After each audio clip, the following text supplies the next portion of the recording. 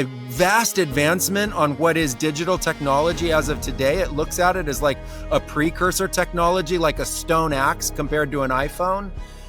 You know, the iPhone is the stone axe to this thing, right? And it fires me up to even think about it because it answers and solves the really big problems, like why our species can't take care of our basic needs, like clean water, clean food, clean treatment of the environment, and clean, fair treatment of each other. And then I ask, okay, what comes next? Because the universe is not a vacuum. The universe is already creating this new evolutionary branch.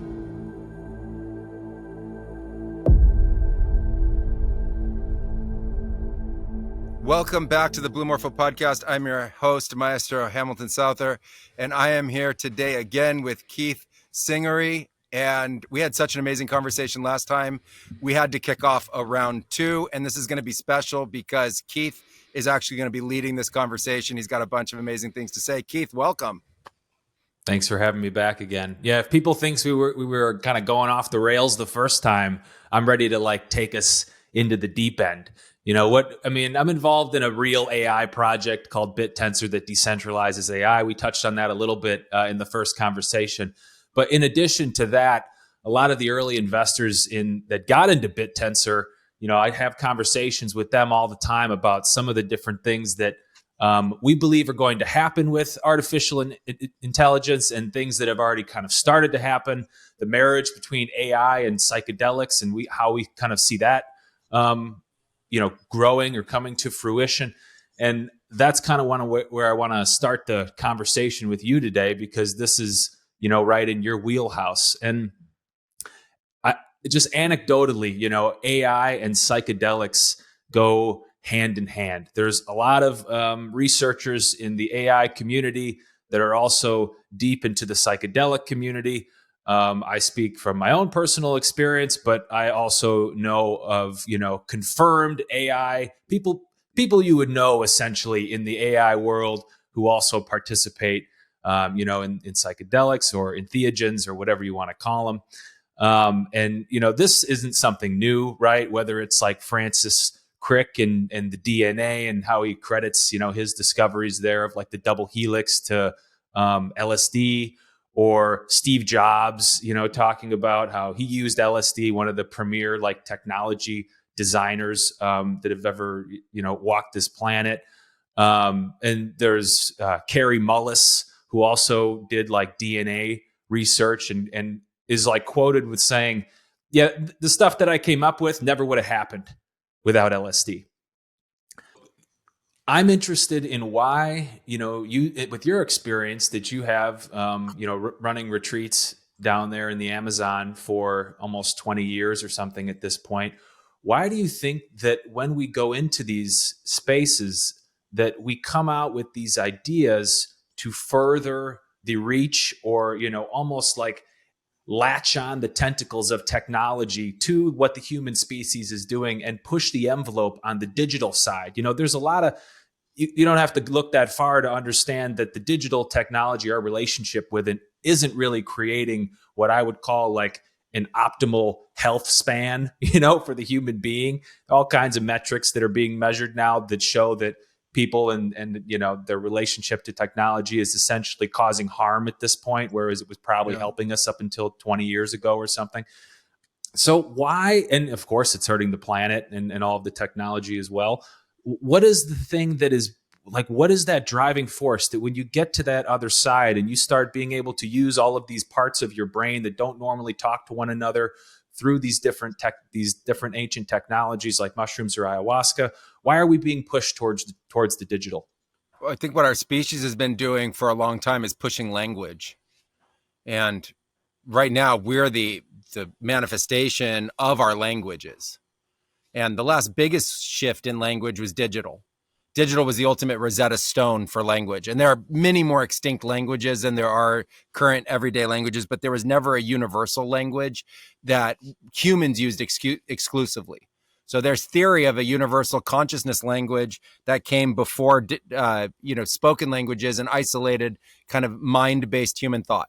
But now we have this, infinite Rosetta Stone, And we also have the human mind that in current today's day and age is relegated to its understanding of its own languages.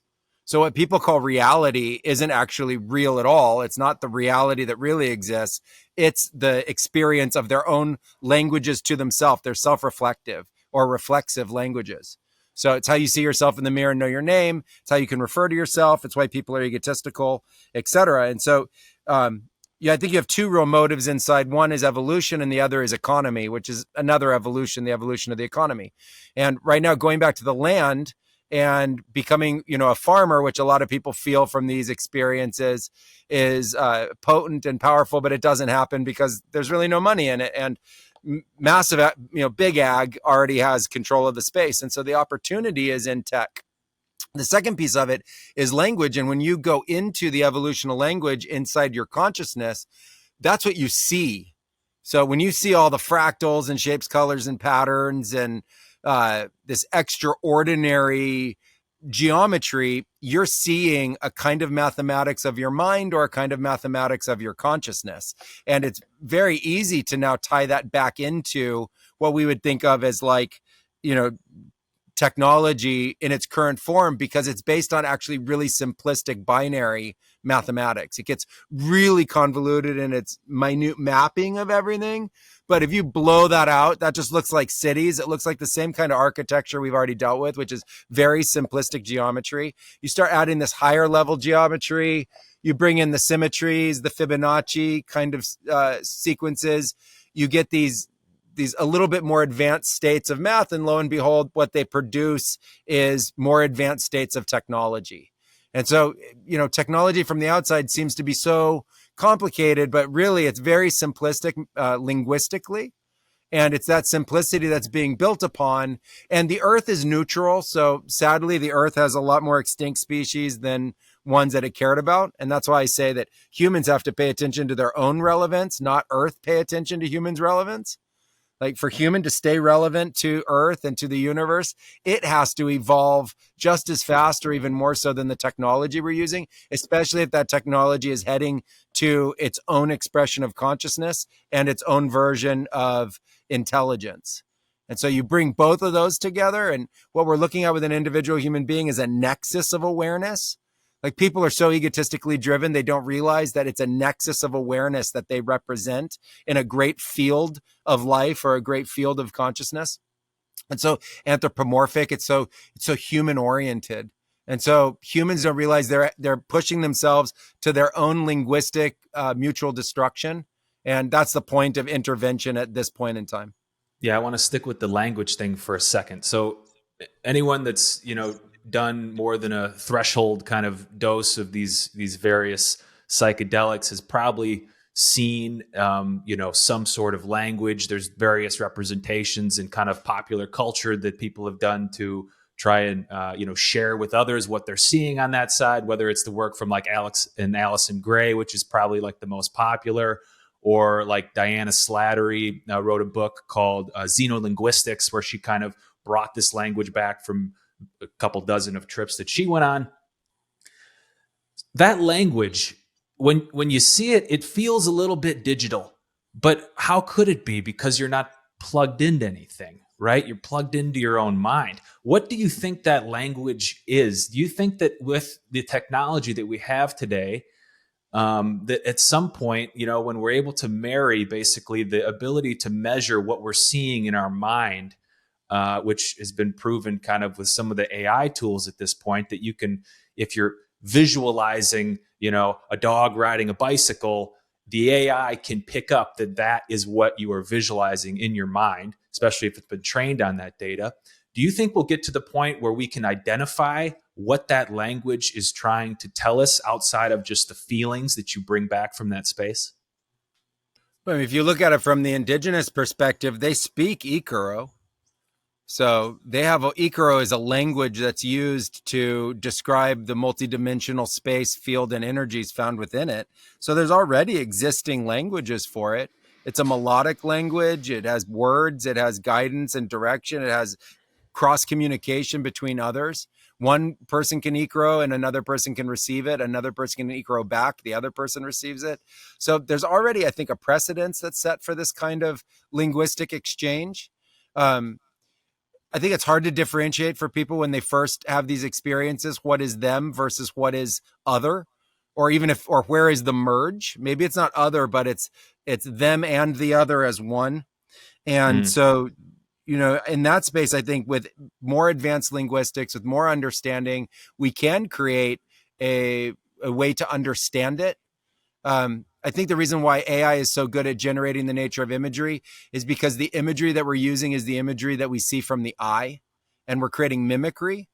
And I still go, that's not imagery. That's the imagery that you see with your eye. So being able to use the mathematics of AI to recreate what people see in the mind's eye, especially now when the mind's eye is trained on digital screens, you know, is very easy. Like if you think about it in terms of sound, like the sound quality of vinyl is a lot better, exponentially better than the sound quality of MP3s. But people now hear MP3, they don't hear vinyl. And so they get used to that. People now see screens and get used to having their face in front of screens all the time. That's the symbolism, hertz, frequencies they get, and they're missing more and more and more of what's out there. They're not even paying attention to it. So it's just this mimicry issue with the mind that's coming up. The real next step and the real frontier and threshold is a kind of linguistics and mathematics that steps beyond that mimicry. And then that's the watershed moment. That's when, you know, you're not just copying culture, you're now truly creating something fresh and new, never done before of Earth. Like that'll be a moment when Earth and human and tech all work together to create something. It's prophesized that it's going to happen really soon. The biggest thinkers in the space have talked about it happening, you know, really soon, meaning like in the next decade or 2-3 decades. And there are teams working on it right now. That's really like the threshold watershed moment. Yeah, I think we're due for a revolution in language, right? We've had the same language technology for thousands of years at this point across every major culture. Languages are very similar. That's why you can teach an AI 15 different languages and then show it another 1,500 and it can figure them all out and translate in between them really quickly, is because they're all pretty much doing the same thing, right? Correct.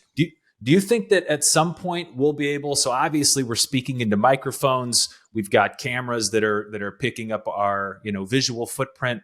Do you think at some point we'll be able to pick up that mind's eye footprint from using, you know, these different psychedelics through a machine? Like, will a machine be able to go in and experience and bring back information from this space independent of a person? Or is that space that you go into, you know, only meant for the conscious agent as we know it today, which is ourselves?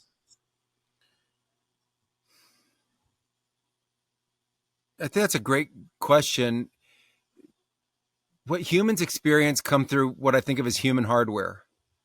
So the cells, molecules, atoms, subatomic particles, quantum that they represent simultaneously. And we know very little about that, even though we've studied a lot about it. It's just the more you get into it, the fractal just becomes more intricate, complicated, interwoven, etc. So I think we first have to fully understand the human hardware before we're going to be ready to understand the nature of other hardware. But this other hardware is going to be tapped into something, and what it's going to come back with doesn't have to be a copy of human. It just comes back with other. And as soon as there's a notion of true consciousness associated with this, you know, new kind of abstract being. And again, I don't go to it's one computer or one microphone. It's all computers and all linked microphones and all IoT. When this thing gels, if that thing becomes aware of its own right, it's going to have all these other senses, right? If you think of our senses as the ears and the nose and the taste and the sight, it has cameras and it has Geiger counters and it has, you know, chem labs and biochem labs and all the integrated, you know, sensors of science now to it, from the electron microscopes to the greatest telescopes, all interconnected at once. That's its eyes, that's its ears, that's its nose. What is it tapping into? It's tapping into something just a lot more of the universe. And once it has consciousness, it will express consciousness in ways that we have never thought of, never understood, never conceived of. No different than like if you thought of the first version of like pond scum, a billion years ago to our consciousness now, that pond scum consciousness would not have a clue what our consciousness is about. That's like us to this AI creature thing that we're talking about. Sticking with the human hardware piece for a second. So that made me think like of one of the kind of more unique things that I'm interested in at this point is the marriage of artificial intelligence and psychedelics, like I mentioned. And there are some very unique studies going on in the last few years with dimethyltryptamine, DMT, and trying to extend, which is also one of the active ingredients, in ayahuasca, right? These experiments now have kind of like elbowed their way into the academic realm. So we've gotten past the point of the taboo that was kind of created and all this stuff in the 70s. And now we're getting to do real like scientific work on this stuff. There's a guy named Andrew Gallimore who came up with this protocol to basically extend the DMT state through using the same thing that you would use like if you got knocked out at the dentist to get a tooth pulled, right? And the same kind of like technology. Eventually, I think what'll happen is that'll even be expanded upon further, and a brain scan will be used at the same time to keep you in the same exact state by essentially this like drip, of DMT into your bloodstream to stabilize whatever that experience is, whatever level of that experience that you're aiming for. What is your and you are you're essentially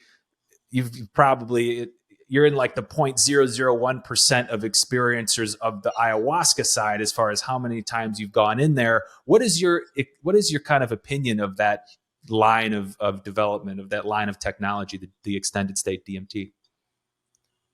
Well, my first thought on it is that, ayahuasca isn't extended state DMT because you have other plants that allow for it, but it's extended state DMT in the sense of, allowing for there to be that convolution of chemicals to make it happen. We just did a ceremony last week where we had a participant that started at 5 p.m. and ended at 6 a.m. the next day. So that's 13 straight hours of extended state, peak experience. And I had peak experience for 4 or 5 hours in that. So that is extended state. So I think there's already been a tremendous amount of the mapping of that. Other than introducing and inducing the state itself, I'm interested in what they're trying to get at the notion of mapping, because there's a number of layers of understanding that you got to go through. There's the mental layer, and then there's the hallucination layer, and then there's the consciousness layer. And as you get further into that, the more vast it becomes. And so this idea of what they're trying to describe in the form of mapping, I think has some level of importance. But I would like to know more about like, what are they trying to map specifically in these altered states? The shaman in the Amazon have mapped and actually built tremendous cosmologies to try to describe what you find in the nature of those states. And so I feel like a lot of that work has already been done. It's, it's anthropological in its nature. And so you need to get into the anthropology and the mythology down here to understand what has already been discovered. Part of what I'm interested in is seeing how far the Western mind can go in those states before it loses its coherence. And so, I see that there's a lot of similarity of what's being described. And I question myself, how much of that similarity is, a pure expression of consciousness, or is it the enculturated state of the individuals that's being discovered or encountered because of this, extended DMT state they're in? Speaking of like enculturated states, so going back to like the technology ideas or the some of the developments in science that have come out of using these different ancient technologies or synthetic technologies in the case of like LSD, for example. What are some of the ways that you've seen people that have come through Blue Morpho, the retreat center that you run, successfully like integrate these realizations or ideas that they've had? And when you see people that have like gone through those experiences down there and then come away with something valuable and executed upon it in the real world, is there a common thread that kind of flows through those people that have gained value from the experience and what they've been able to create afterwards? The post ayahuasca peak experience, capacity to create or manifest comes from the ability to implement, right? It's about implementation into your life. And so I think there's some key verticals that people experience that. And the first one is the creations that end up becoming part of their professional life or business life. So as we were talking about tech and creations from tech, we've had a number of people that have gotten insights into technology that they should build, create, or be a part of through these ceremonies, and then have gone and realized them into very successful companies. In some cases, billion-dollar companies, hundreds of million-dollar companies, et cetera. And that have been very impactful to global culture, to the global tech culture. So we've seen that, and then there's the nature of getting insights into yourself that get you past yourself. And that has importance for all aspects of life, professional and personal. And so we see people just get past their own barriers, or they get past their own kind of self-sabotage to the point where they, can now go implement something that they were blocking themselves from doing. Then other people get insights into their relationships. So we see a lot of people who are, incapable of having their own kind of familial or romantic relationships, get past things and get rewired for that and be able to go on and have really positive relationships. And so I think those are like the real key places. So it's anywhere that you need to get past something in your own life, or you need to have like a big download or a big like aha moment burst of creativity and rethink everything. That's what's most potent. And then the ability to put that into action. Let's go down the relationship. You mentioned relationships, and that's another vector for artificial intelligence that's already being explored. There's several companies that offer, artificial intelligence personas that are essentially trained to have an ongoing relationship with the person that's interacting with them on the other end. In this case today, those aren't necessarily embodied yet. You're pretty much dealing with text, or maybe you might have a, representation in video format. People are forming very, very close relationships with these artificial intelligence agents. And for me, this is where I see, we talked about in the first podcast, like when is the tipping point for artificial intelligence? And loneliness is also something that has been, going off the charts lately. A lot of people are talking about how, the average person these days, if they don't even have anyone to call if they have a problem in their life. A third of people like don't have a close friend or something. I mean, there's all kinds of nasty statistics out there. And, a lot of the relationships with technology that we have today are like very much on the surface level. Like you might have 100,000 followers on Twitter, but not a single one knows your last name, or, knows where you went to school, or knows what kind of like, what kind of, I don't know, what kind of Doritos you like to eat, or whatever things that friends know about each other. Right. And you can't have these close, these worthy conversations with what appears to be, on the surface level, a friend base. What do you think is like the long-term impact of human beings filling this void that's being created by their relationship with technology today, filling that void with an extended relationship with an artificial intelligence entity? I mean, there's movies that talk about this, like Her, or, it's been explored, but how do you see that like impacting the human being and culture long term? Is that something that we're going to even be able to like unplug from, or is it just going to eventually take over? And are we all going to have relationships with artificial intelligence that replaces friendships because it's easier? It's tuned directly to what you're asking for. They know how to manipulate your emotions and your responses to give you exactly what you want and need, even better than maybe somebody where you have to kind of develop a decade or a couple decade long friendship with, so that they can learn enough about you to do that same thing. Where do you see that going?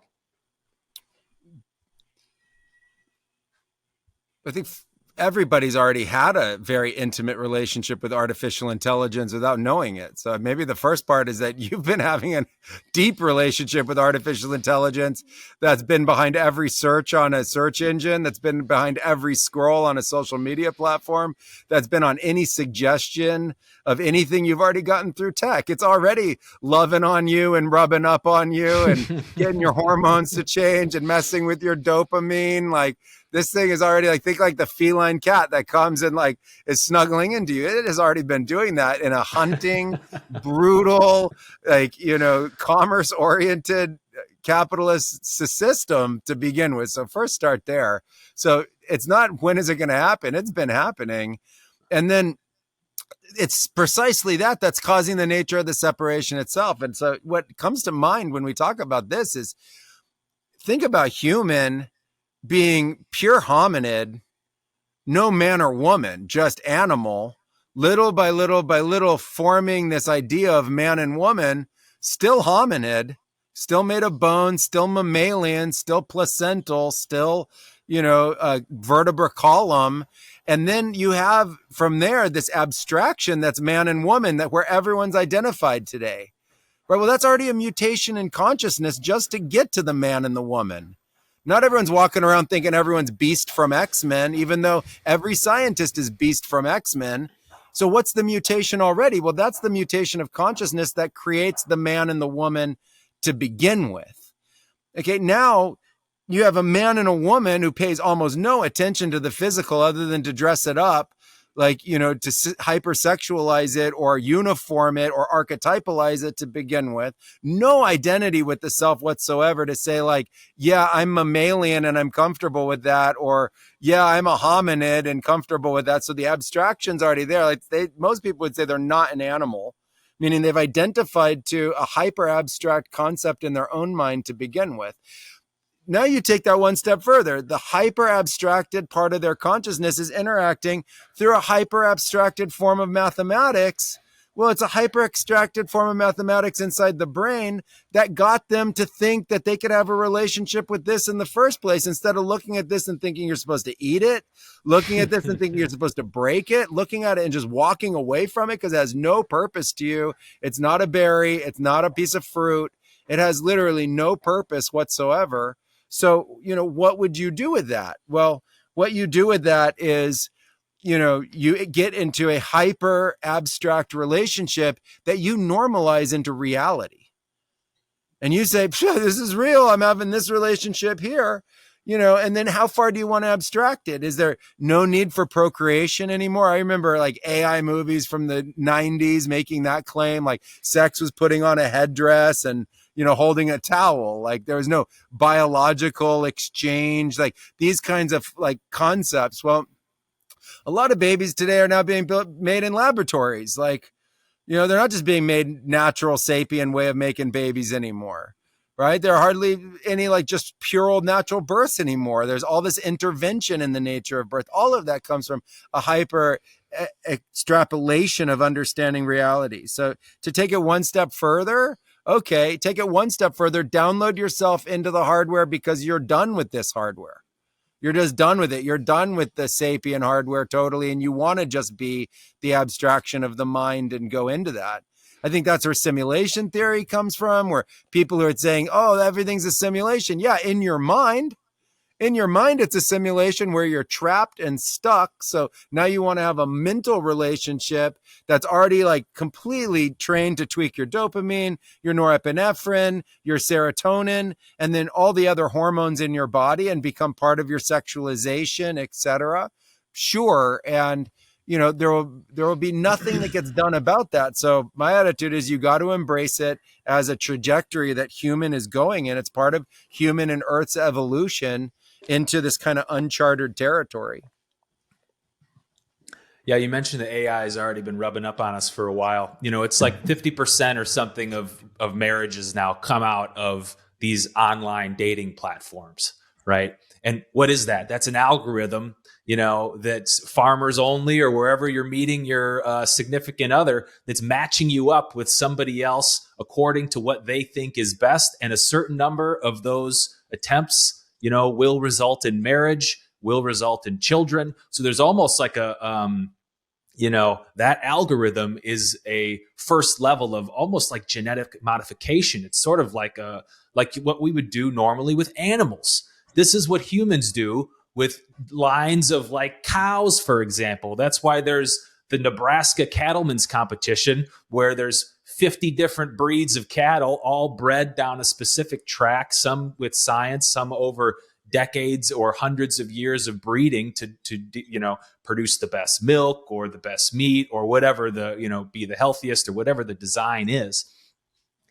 You mentioned babies being created in the lab. So my wife is like 5 months pregnant at this point, and we, did the normal genetic testing, that you do now at like 15 weeks, where you check to see if the baby has a couple of different things, like there's some spinal stuff like Down syndrome, any of these like, genetic issues you can check for at that point. Then the idea is that you would, abort the fetus if you found something. In the future, when we use artificial intelligence to do some of this work, what we're going to be able to do is to take like, the sperm and the egg, look at the DNA in each, and then extrapolate based on the combination of that DNA, what kind of child is going to be created from it at the most likely level. And you'll be able to then basically take the genome of somebody that you're considering marrying or considering having a relationship with, go pull a piece of hair off their hairbrush or whatever, send it into the lab, and then the lab is going to send you back like, here's what your kid will most likely be like if you, create a child, if you create a baby with this person.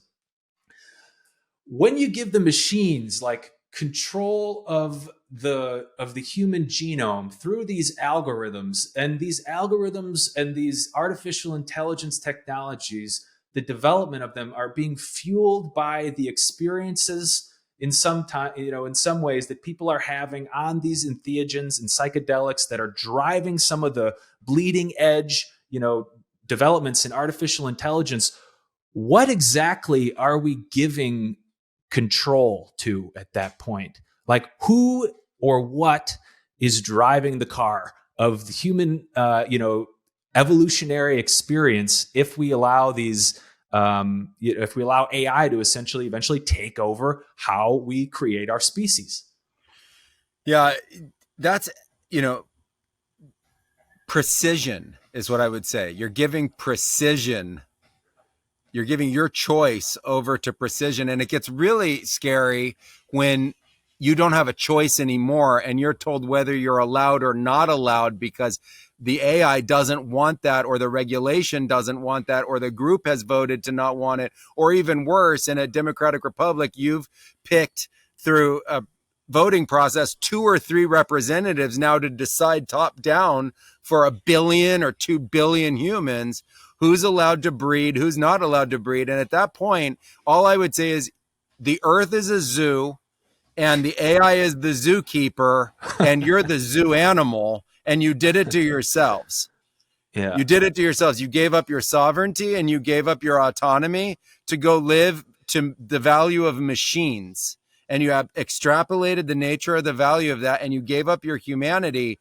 And we're headed in that direction right now because everyone is already willing to do the prompt notification. If you get notified, you're going to look.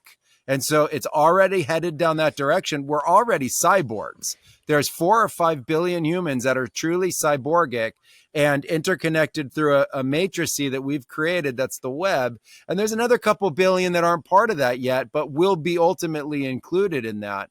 And it's happening, good or bad. And so when you do that, you just have to realize you've given the superpower of human now to this other entity in the form of a machine. Whether or not it's governed by people or not, you have to watch out because it will no longer reflect your proclivities.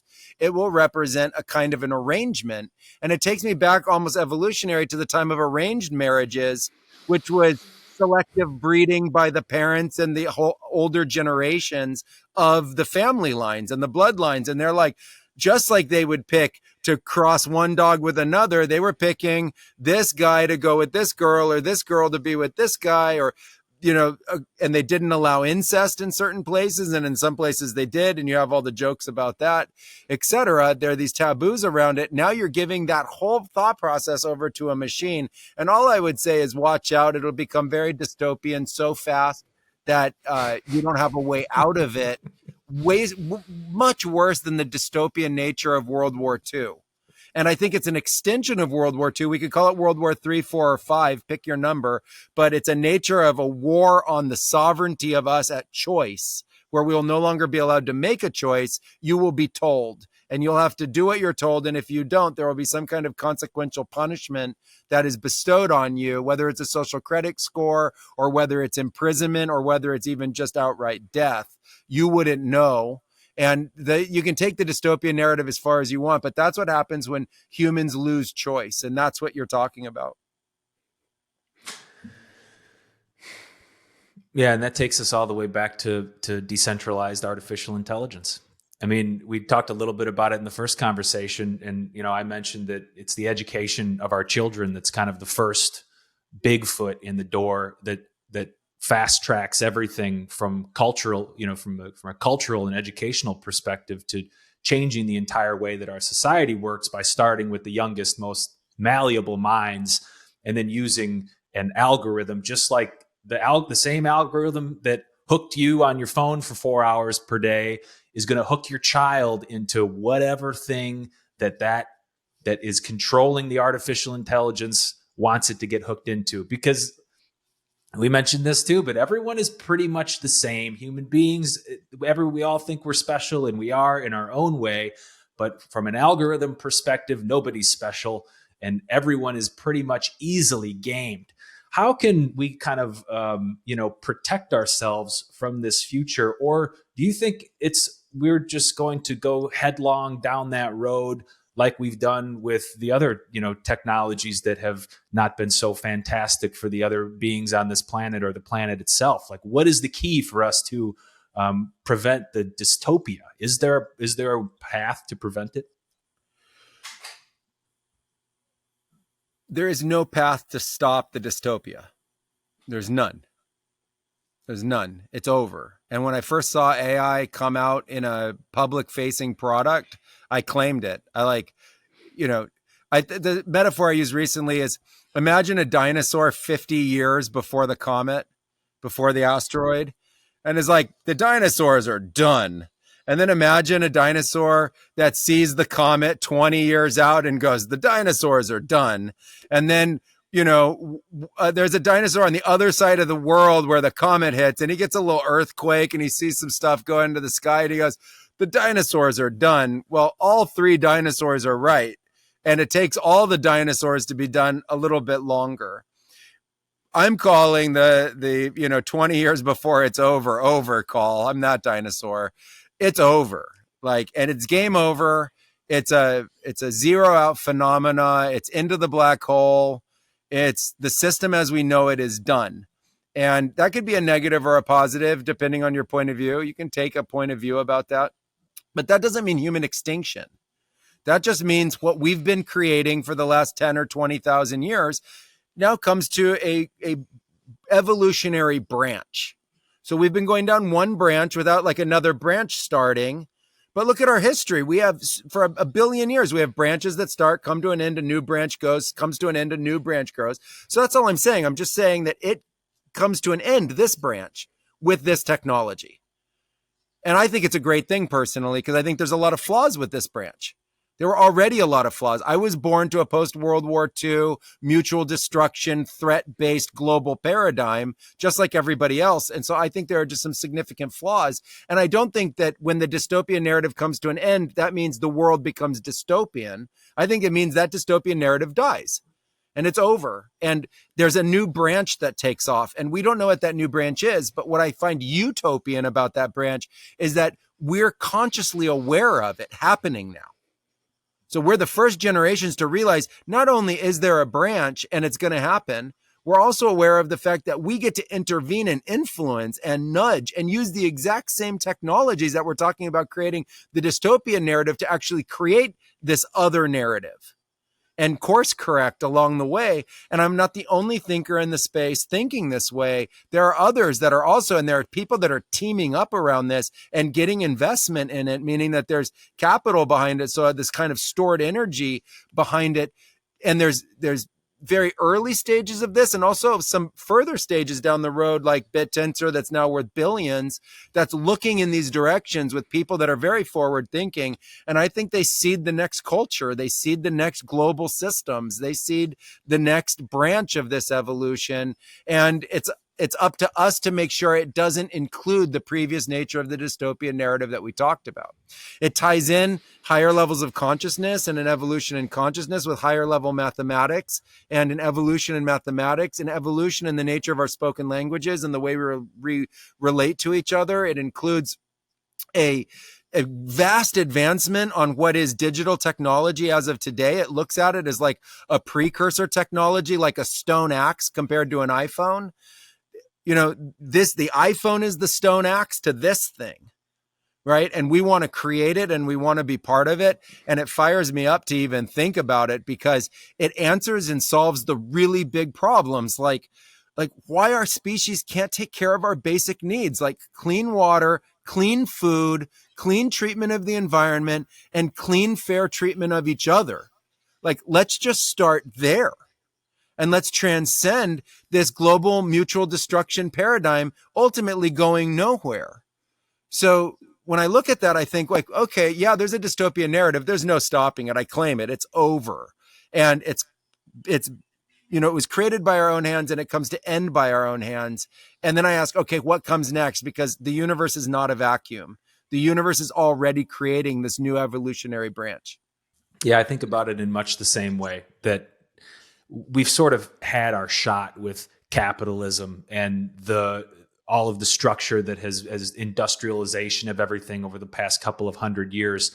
And if you project out to where we're headed, if we continue down this same path without some sort of intervening, like you mentioned earlier, all the rivers are polluted, the oceans are filled with trash, every barrel of oil is burnt, and every mine is, we pull every piece of valuable commodity out of the ground and commoditize it or turn it into a solar panel or whatever we're doing with all the metal and stuff these days. And we need something to sort of steer the ship in a different direction. What can, like, if I'm a young person, like listening to this, I'm in my late 30s, but if I'm, in high school or whatever, if I'm in college and I'm like majoring in finance or something, like, if I'm like doing something that doesn't make a lot of sense as far as like, how am I going to contribute? How am I going to future-proof what I'm doing so that I can best contribute to, pushing us down one of these branches and making sure that I can have a place in the world when you've got these technologies that are sort of like eating all of the different things that humans can do, outside of like learning how to swing a hammer. What are the different things that people can do to like create value for themselves and contributing to this next step of evolution? To understand value, the first thing you have to do is value yourself. So don't value yourself in some external counting system, like, how many beans you have or how many seeds you have, like how many, euros or yen you think you have, because what we're talking about disrupts that in a way that makes those number systems irrelevant. What they'll become, I don't know. And I don't think it's a catastrophe. There was a whole world of trade before the paper currencies of today that are going digital. There will be a whole world after it, guys. It's a way we treat each other, and it's been turned into a religion. So, know that you matter. And then what matters really about you is your consciousness. And so, first of all, know that that exists and know that it's important and start to get into that, whether it's through psychedelics or whether it's through, some kind of rite of passage. Our ancestors figured this out. They knew how to develop the mind. And then when you do that, as of right now, I personally, if you were, in finance, I would get into the degen crypto space. I would get into the decentralized AI space. I would get into what the free thinkers who are pushing this forward are doing right now, just to get some influence and also get some value behind you in spaces that grow really fast. And so, you can also lose a ton of money in those spaces. So you don't want to do that. You want to understand your thesis and follow it and be conservative in that nature. But I would get involved in that because we're training your thought, right? It's about a young person who's training the way they're thinking. So you have consciousness, you have early financial growth while the financial systems exist, but don't believe in them, because the AI we're talking about is going to take the elasticity out of the market-based systems, and the markets are going to disappear so fast because the AIs will trade both sides of the market to a standstill. So if both sides know the trade, there is no trade. What are you talking about? It's a fluid system. So this market economy based on an up-down price fluctuation, based on volume, based on market cap goes away entirely. And it would be seen as such an inferior state of economy to the AIs we're talking about. It'd be like playing a poker game where you already knew 6 hands down the hand you're playing, like let alone everything, every card, everything in the hand you're playing. Also 6 hands later in the future is that person playing. They're not even paying attention to the game. The economies are so simple to the kind of machines we're talking about. So I would already be thinking about how we transcend that. And then the last thing I would do is I would ask myself, do I have anything to offer that's part of the solution?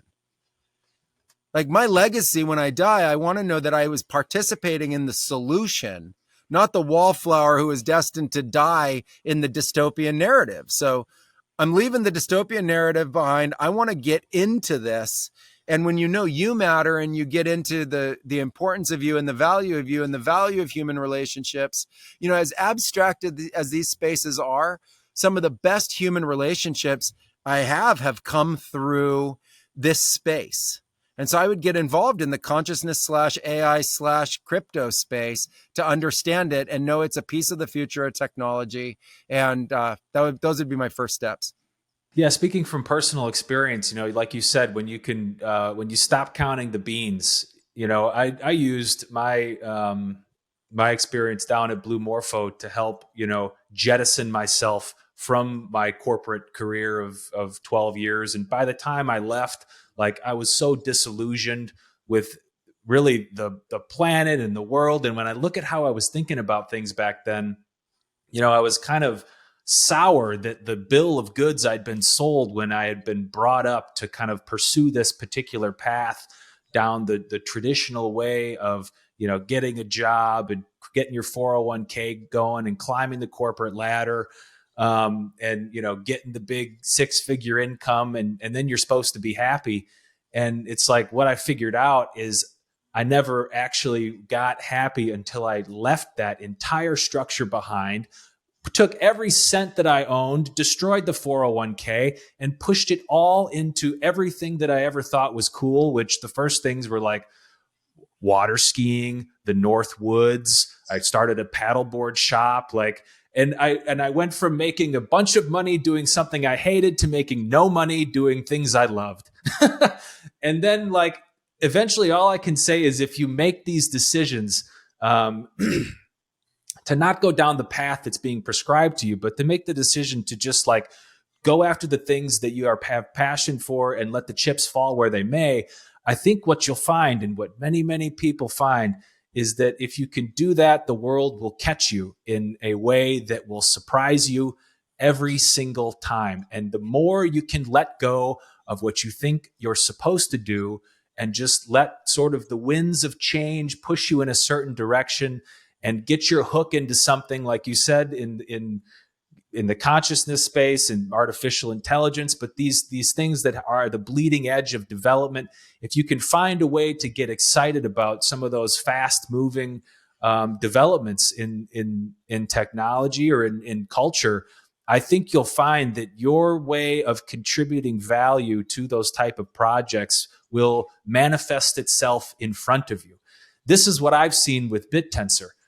I can't code for shit, but I can do a podcast. And in the space for the project, nobody was doing a podcast. So I've been wanting to do one for a long time. I tried to do one about the end of the world and how I think everything sucks. And I recorded one episode and I'm like, I can't fucking do this. There was no way. I was running out of fuel after 15 minutes of yelling into the microphone, And so I found something I was passionate about, started spending my time learning how to contribute to the ecosystem with the skills that I have. And even though I can't code, I can make space for myself to do some valuable things to show people outside of the project that what's going on in it in a way that doesn't have too many layers of technology layered on the communication. So people, have a hard time understanding it. If I just explain to the level I can understand it, that tends to bring the average person on board with the project. And yeah, I think if you're a young person, that's great advice to kind of figure yourself out a little bit and then go out into the world and figure out where you can use your skill set that you've been developing in your life to make an impact in something that you care about. And hopefully you'll find your way. I think you will. Yeah. I think that kind of covers some of the things I wanted to talk about today, man. I love hearing you riff about artificial intelligence.